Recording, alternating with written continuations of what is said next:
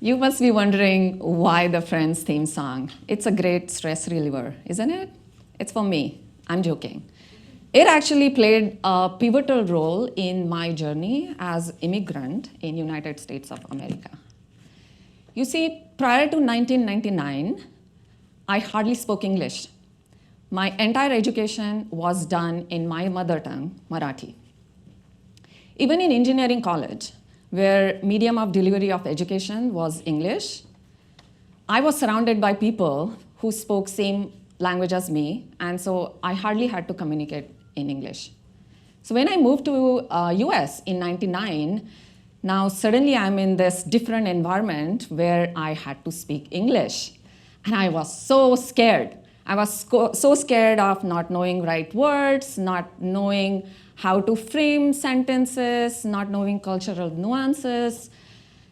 So in general, very, very depressing period of my life. On top of that, my roommate of 2 weeks, she suddenly decided to move to Texas, leaving me all alone. No friends, no roommate. I was in Mountain View, our apartment, and I remember I used to walk from our apartment to Caltrain Station. From there, go to Redwood City. At Redwood City, wait for this bus. And this was back in 99, so the something for you, of interest, Amanda. The bus frequency was terrible.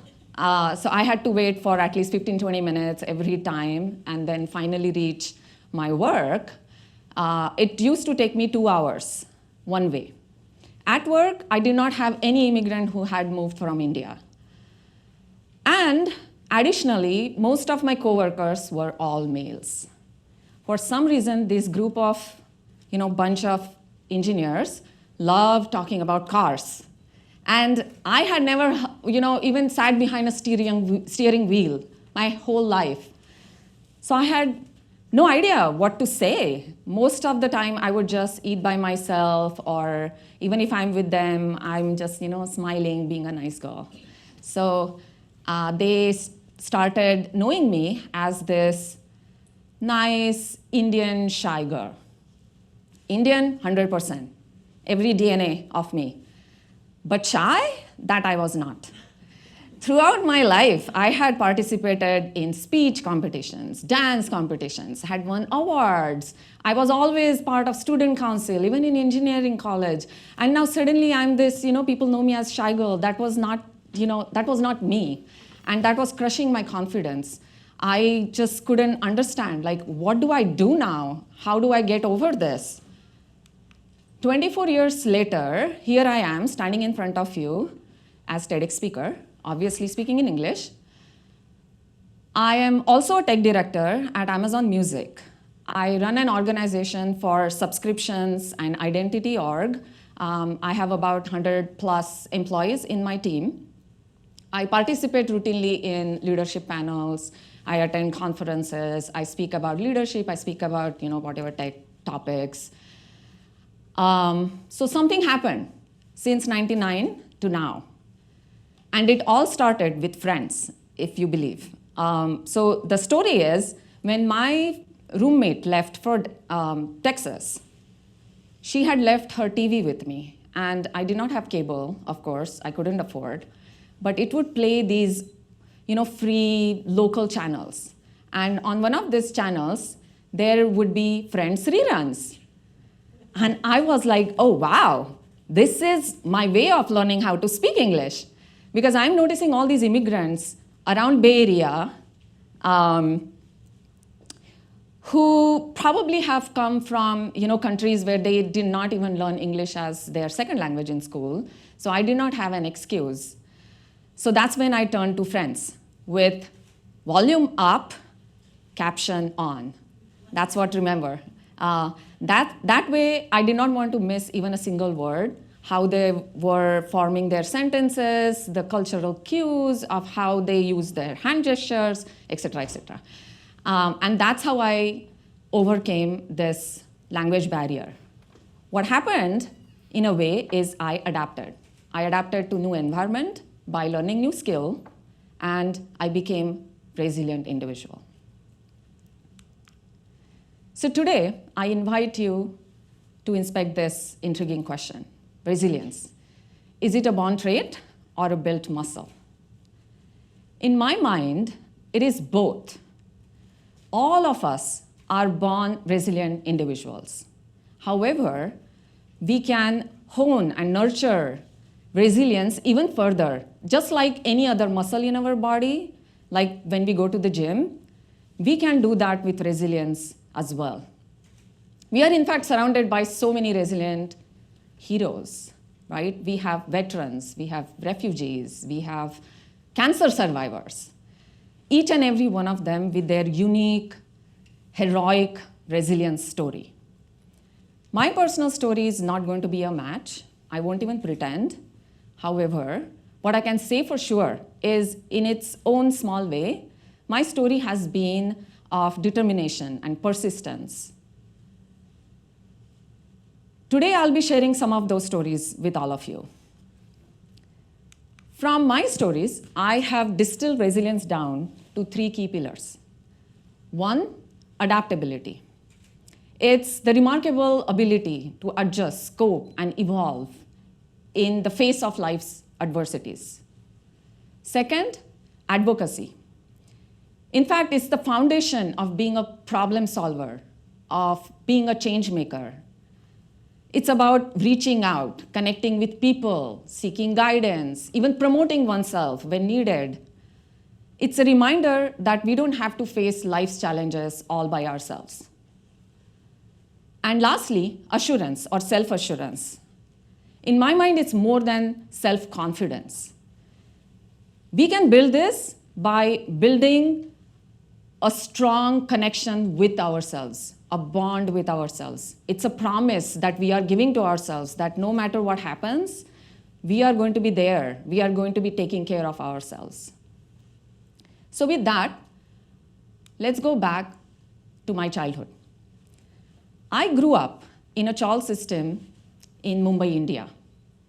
A chawl system is very peculiar living community where you have small apartments on the same floor that share balconies and toilets. My own apartment was a small 10 by 22 feet. Think of it as a hall that's divided in a kitchen and a living room. Another peculiar thing about chawls is people don't close the doors and windows. So neighbors come and go as they please, as needed. Lots of life events are shared, communally, like someone's wedding, someone's baby is born. So in general, it's a noisy environment. Especially challenging for someone like me, who as a little girl had promised to myself that I'm going to study super hard, do really well, and I'm going to make big one day. My definition of making big one day that time was, one day I'm going to have a bungalow and there is going to be a car in front of my bungalow. That's what I used to tell my friends. The challenge was, how do you focus and study? My next door neighbor, who is very, very near and dear to me, he was a big Bollywood fan. So every morning as he got ready for work, he would blast latest Bollywood hits. And he had all good intentions. He was like, Meghna, come on, chill. You don't have to be a bookworm. Enjoy music. But that was not an option for me because of the promise. So I adapted. What I would do is I would take my books, go all the way to the corner of our floor where there were toilets and no one really lived. I would stand by the railings with my books, studying with my fingers in my ears, making makeshift earplugs. That was actually a great, great way to concentrate because it forced me. It was telling my brain that I'm not going to focus on that music that's playing over there. I'm going to be really studying hard with whatever material was in front of me. This was just one way of adaptation. There were lots of other ways, but without going in details, what I can say is I did pretty well academically, even during engineering, always had my top rank, and eventually in '99, I moved to US. But year 2000 was no fun year. it was the year of dot-com bubble burst. My husband lost his job, and I was about to lose mine. I remember it was a Friday afternoon, and my manager told me that unfortunately, because of economic conditions, your contract is getting over. But I was working as quality assurance engineer there, which was not the career path I wanted. I always wanted to be a software developer. So I decided to look at it as an opportunity to look for a developer job. So this time, I advocated for myself. I literally went around the entire startup or floor and met with every single hiring manager, asking them if they had a role for me that same evening. One of the managers, I like to think that he was very impressed with my determination. Maybe he just took pity on me, but he gave me an assignment of 2 to 3 weeks short development stint. That turned out into 10 years long journey with that same company, and I got my green card. So life was great. My husband and I, we both had pretty stable jobs, and we were parents to 2 lovely daughters. This was also the time, however, that I was reaching 30s, and something was missing. I started feeling like I had more to offer at work, and I am not getting the opportunities or not pursuing the opportunities. Looking around, I started to notice that my peers, especially the male peers, were getting all these big titles. Yes, traditional success, but that time, that's what I wanted. So I decided that I needed to do something more. I needed bigger. And the reason why I'm not able to do it until now is me. I'm the one holding myself back, thinking as a mother of 2 young girls, I should not be asking for bigger assignments. I wasn't even thinking about career, never had career conversation with my manager. So this time I applied to Cisco Systems team lead role. Interview went great. Everyone loved me. The hiring manager loved me. By end of the day, they gave me soft incline because I was still supposed to have call with my skip level manager over phone. He was, again, in Texas. Somehow Texas is part of my story, always. So I was great, feeling really happy, and I was thinking, I got this. It's just formal call with the skip level manager. So I talked to him, and next day, this is what I received, a rejection. I was devastated and confused. What just happened? Once again, I decided to advocate for myself. I went to LinkedIn, found this hiring manager, connected with him, and I sent him a long message saying, I don't know what happened. I'm super, super interested in this role, and I really believe I'm the right candidate for this role. I bring this to the table, that to the table, et cetera, et cetera. This manager also decided to give me a second chance. And I was supposed to have a call with my skip level manager once again. This time I was super ready. I was ready with, I don't know what questions he's looking for. I don't know what he's looking in this, candidate. So super prepared. As soon as I pick up the phone, he tells me, you are hired. We are, in fact, looking for someone with this type of self-drive and ownership. And that's it, like 2 minutes call. Point being, with advocacy, I was able to turn that rejection into a successful hire call. Those were a couple of examples where I use advocacy to solve my personal problems. But I have also used it to address social causes that are near and dear to me or my family. For example, my daughter, the one in dress, when she was a middle schooler, she was super sad about California drought. It's been lots of years when we didn't have rains and our yard was brown, neighbors' yards were brown, hills were brown. Brown is the new green was the in slogan. And she was so afraid of climate change that what is this going to do? Like, is this the life I'm going to lead? This was also the time when she wanted to be a fashion designer. So I encouraged her to design T-shirts, sell them online, and with whatever money she earned, donate that to Greenpeace. She was super excited. She partnered with a friend of hers, and I partnered with friend's mom, who is actually in the audience here. And what started as a fun summer project is now a registered nonprofit called Dandelion.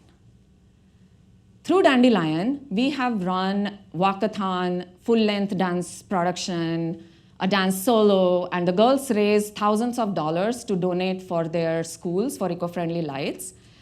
And also, we raise money for solar panels for a school in India. In 2017, similarly, I did something different. Instead of working on coding project as part of our Amazon Music's annual Hack Day, I decided to instead write a proposal called Girls Who Don't Code Yet. The idea was to bring in high schoolers who have never thought about tech.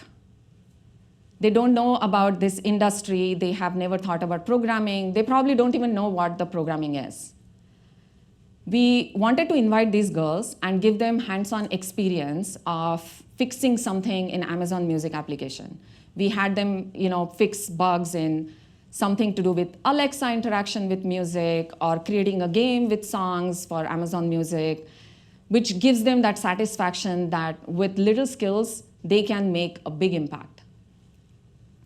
In addition to that, we had them meet with product managers, program managers, UX designers. The idea was to show them that programming is not the only path they can take to become part of tech industry. There are lots of different roles, and they can pursue any one of these roles. We have hosted this event for past 6 years, and must have hosted around 300 to 400 high schoolers. Some of these girls have now chosen computer science as their major. Coming back to my personal story. In year 2022, life threw biggest curveball at me. One fine day, I woke up with tinnitus in my ears.